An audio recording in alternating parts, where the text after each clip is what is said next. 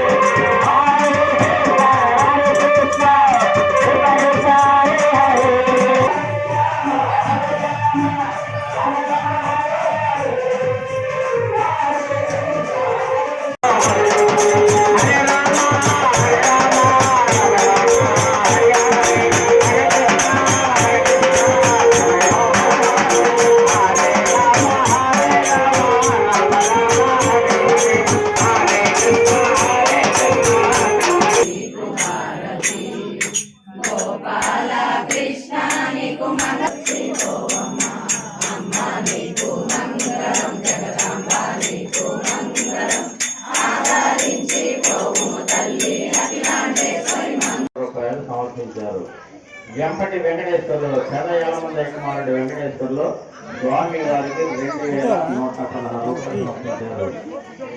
Ganapati fertilisers వారు స్వామి వారికి 2000 రూపాయలు సమర్పించారు. గణపతి ఫర్టిలైజర్స్ వారు కొమ్మినేని వెంకటేశ్వర్లు కొమ్మినేని ఆంధ్రామయ్య కుమారుడు వెంకటేశ్వర్లు 1020 రూపాయలు సమర్పించారు.